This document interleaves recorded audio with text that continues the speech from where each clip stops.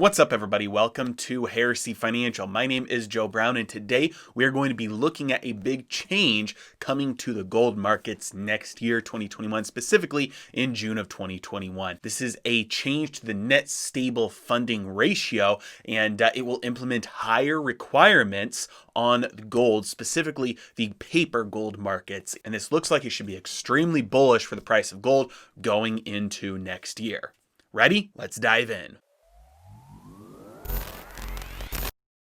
All right, guys, so put yourself back in the 1800s, the typical way that people imagine banking used to work back then, where you'd have all of these banks that were really just shady characters popping up banks all over the Wild West. They would come in, they would set up a bank, and people would, deposit their money there. And back in that day, remember, money was gold. And so when you look at at a dollar today, it says Federal Reserve note. And so dollars, bank notes. That was another word for dollars, a currency or money. They were bank notes. Really, they were certificates. So you take those certificates back to the bank, they give you your money back, which again would be gold or silver, back throughout history. And so that's why they're called Federal Reserve notes. They're notes. They used to be exchangeable or redeemable for a specific amount of gold or silver. And so back in the Wild West, back in the day when people would put a deposit in a bank, they'd put their money there, their gold, their silver there, and they'd get a piece of paper back that said, "Hey, you come back with this piece of paper, we'll give you your gold or silver back. We're just going to hang on to it and keep it safe for you." Now, the less trustworthy banks, they would usually take this as an opportunity. They'd collect all of that gold and silver, then they would lend it out to people and collect interest on it. And then when people got word that there wasn't actually enough gold or silver in the bank in order to, redeem all deposits, if all the depositors were to go back and turn in their certificates, there wasn't actually enough gold or silver there to give back because it had all been lent out for these long-term loans when the deposit was a short-term deposit. It had been lent out for, things that weren't, that money wasn't going to be returned to the bank for 5 years, 10 years or longer. And these deposits could technically, on paper, it said that they could be redeemed at any time. So that would spark a run on the bank. Everybody would go to redeem the gold or silver unless they were the last one in line there.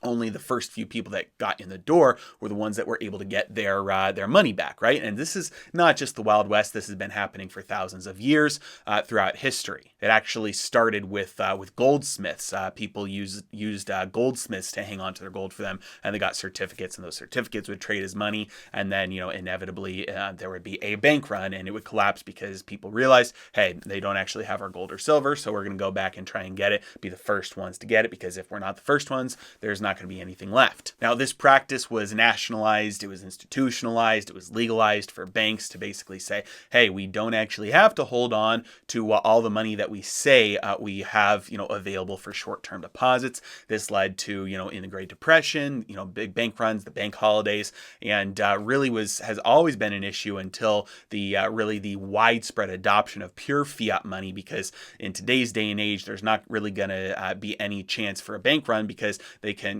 through the Federal Reserve, they can just create as much, fake money as they want. And so you're never going to, run out of money to redeem on deposits with fiat dollars. But the same isn't true with gold markets today. And gold markets today still operate under the exact same fractional reserve system that banking used to. It's the same old game played over and over again. This is what paper money is referring to. This is gold futures markets, or specifically unallocated gold accounts. Most gold globally that is either owned or that is being traded is paper gold. And if everybody who currently owns gold through the use of one of these, basically these certificates, one of the, kind of like the old-fashioned banknotes, if they all went in and said, okay, well, this says that I've got a claim on gold, that's why it has value equal to, an ounce of gold. If everybody went in to redeem that, there's not near enough actual physical gold globally to actually deliver the gold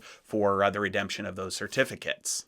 Only a very small fraction of gold ownership in the world is, physically held, like people holding it at home, or in allocated accounts where there's, an audited supply of gold, 1-for-1 supply of gold to, gold ownership to gold supply in the vault. Now, there are a couple of changes that have happened over the last few years and are currently happening now that are actually changing this dynamic, because there are a lot of central banks and large institutions that are moving towards gold gold now as their main asset, but they want to actually hold gold because the purpose of gold is to hold an asset that isn't somebody else's liability. The value that you are storing isn't dependent on your faith or your trust in another person, another government, another entity, another institution. And so the gold, as long as you actually have it, its value is in itself. Now, because of unallocated gold and gold futures, gold has typically, for a while, it was considered a tier 3 asset, meaning that if central banks or banks wanted to hold gold as an asset, it was considered for regulatory purposes a more risky asset than just something like cash. But last year, they actually upgraded gold to a tier 1 asset, meaning that it was, it's at the top level there. It's, of risk-free assets. Now, this is from the Basel III rules that went into effect, and now the Bank of International Settlements recognizes gold as a tier 1 asset. But just because the rules recognize something as a risk-free asset doesn't mean that it actually is in practice. This is where the net stable funding ratio update comes in. The net stable funding ratio, NSFR, it goes into effect in June of 2021 in Europe. And what this update changes is that unallocated gold is not considered a tier 1 asset like allocated gold is. Further than that, it increases the capital requirements that are to be held against the financing and the clearing and settlement of precious metals transactions to 85%. Now, this is almost certainly going to throw giant wrenches into the system because almost the entire gold market through the LBMA operates under a massive fractional reserve system, and it allows a lot of gold trading desks, the bullion banks, to operate with massive naked net shorts on their gold positions. Again, the vast majority of gold ownership right now is on an unallocated basis with gold futures and unallocated accounts. And if everybody who has a paper claim on gold right now actually requested delivery, there's not enough gold to back that up. And so this update basically says that the Wild West rules aren't allowed anymore. If you are saying that you are going to deliver an asset upon request, like gold, you have to be able to do that if 85% or less of the requests are submitted or requested for delivery. Now, the LBMA is not happy about this, and they issued a response saying, hey, this doesn't make sense. This is going to cause a lot of problems for us. And yeah, it will cause a lot of problems, and a lot more problems than they're actually admitting to. So I'll link their response. It was back in May of this year, actually. I'll link it in the description below if you want to take a look at it. But essentially what this is going to do is cause a big unwinding of these shorts to happen. And the bullion banks, the trading desks, are still massively net short. And it looks like, this is just speculation, but it looks like they're probably trying to hold the price of gold down by increasing their shorts at least through the end of this year. And then they'll start to take those losses and close out those shorts by buying back their positions starting in 2021 so that they don't have to take those losses for this year, and they can get into a correct position that will comply with the new regulations starting in June. So the next 6 months, I am extremely bullish on gold, and this is one of those things that I always say that you're not going to get rich off of gold, that gold preserves its purchasing power over time, whether we have inflation or deflation. You're always going to be able to buy the same amount of stuff with an ounce of gold. And largely that's true, but you do short term have big spikes and big drops in the actual purchasing power